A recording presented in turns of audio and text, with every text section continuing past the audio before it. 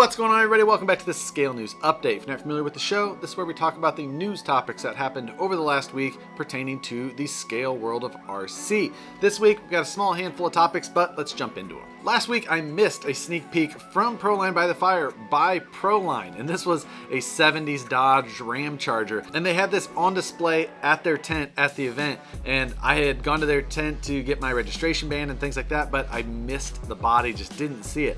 This one looks like it's got a removable top that's kind of got a new tabbed style design that slides down into it, so you can put it on, remove it however you want. A completely new style from them. I haven't seen them use anything like this on any previous bodies, so not sure when we're going to see full details about this, but I would expect that if we saw a completely functional prototype at the event, that we're going to see the full information released very soon as well. I'll keep an eye on it. When we see the full release information with price and all that, I'll definitely hit it again in the Scale News Update.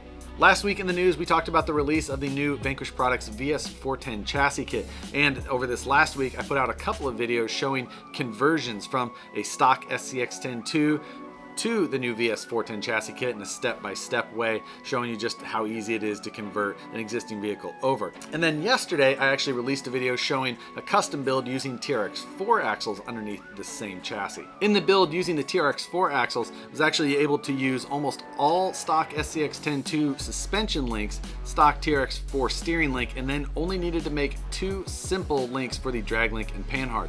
Those two links will probably be made available separately in case some of you guys are interested in putting TRX4 portal axles underneath of the VS410 chassis. It really turned out to be a very simple build, and I'm pretty happy with how it looked in the end. So if that's something you may be interested in, comment below. Just helps kind of gauge a little bit of interest. I think that overall that truck will probably be a really good performer. I'm actually looking forward to getting that out and running. So if you were interested in the VS410 chassis before, but we're looking for some more information, these two videos should give you a little closer look. I'll link to both of those videos as well as any of the other information from this video in the description below. At the end of last week, after a long hiatus, the Vanquish VS410 motor plate and gear guard is available on the site for sale. You can pick these up to kind of complete your Vanquish transmission set. The old motor plate design has been gone for quite a while, and these are just finally becoming available separately.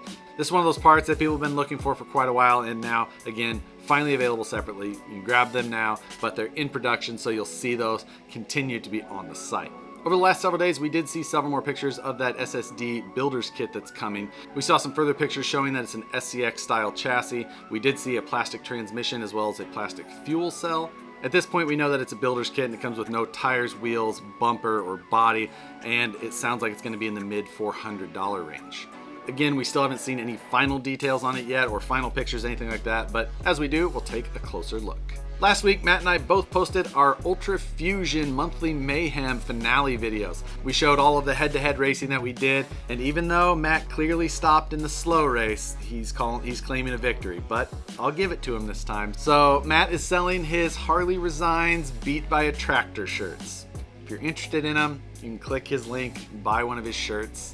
You know, it's not a bad looking shirt though. So if you're interested in that, I'll put a link in the description below. And speaking of videos from Matt from the Scale Builders Guild and myself, again, the TRX4 budget build is underway. We've got the first 2 weeks up. Week 3 will be tomorrow. And just remember, this series in total, 16 weeks long. So quite a long series, throwing $50 a week at it. For the most part, there's a couple weeks where we're not going to throw cash on it, and then there's a couple weeks where we're gonna maybe not count the budget. But if you guys are interested, check out the videos in the description below.